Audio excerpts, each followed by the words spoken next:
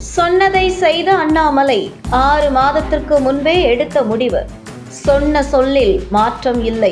கொடுத்த வாக்கும் கொடுத்த பொருளும் திருப்பி வாங்கியதாக பழக்கமே இல்லை என்கிற பஞ்ச் வசனத்திற்கு ஏற்ப அண்ணாமலை ஒரு முடிவு எடுத்துவிட்டால் அதில் எந்த மாற்றமும் இல்லை என்பது மீண்டும் மீண்டும் நிரூபணமாகி வருகிறது.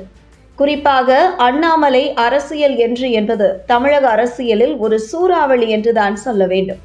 அந்த அளவுக்கு அவருடைய அதிரடி அரசியல் என்பது இன்றளவும் தொடர்கிறது. தமிழக பாஜக தலைவராக இருந்த அண்ணாமலை ஆளும் திமுக அரசுக்கு எதிராக சமரசமின்றி செய்து வந்த அரசியல் தமிழக மக்கள் மத்தியில் ஒரு மாற்றத்திற்கான தலைவராக அண்ணாமலை திகழ்ந்தார் என்பதை விட இன்னும் திகழ்ந்து கொண்டிருக்கிறார் என்றுதான் சொல்ல வேண்டும்.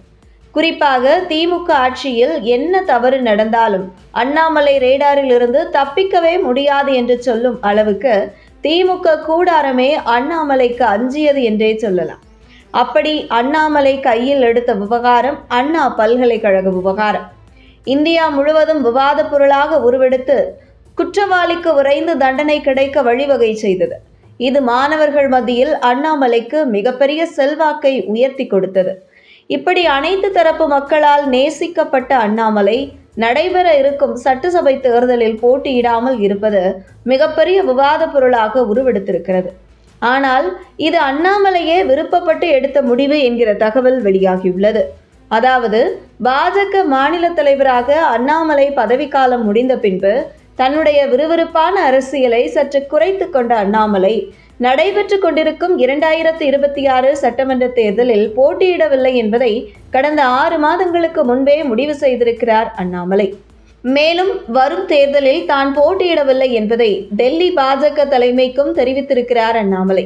இந்த நிலையில் தேர்தல் தேதி அறிவிக்கும் சூழலில் தொகுதி பங்கீடு குறித்து பேச்சுவார்த்தை நடைபெறும் முன்பு எனக்காக எந்த தொகுதியும் வேண்டாம், தனக்கு தேர்தலில் போட்டியிட விருப்பமில்லை என்கிற தன்னுடைய முடிவில் உறுதியாக இருந்து வந்துள்ளார் அண்ணாமலை. இதனைத் தொடர்ந்து பாஜக தொகுதி பட்டியல் வெளியான பின்பு அண்ணாமலை தேர்தலில் போட்டியிட வேண்டும் என டெல்லி தலைமை விரும்பி இருக்கிறது. இதற்காக அண்ணாமலையிடம் பேச்சுவார்த்தை நடத்தி இருக்கிறது டெல்லி தலைமை. ஆனால் தன்னுடைய முடிவில் உறுதியாக இருந்திருக்கிறார் அண்ணாமலை.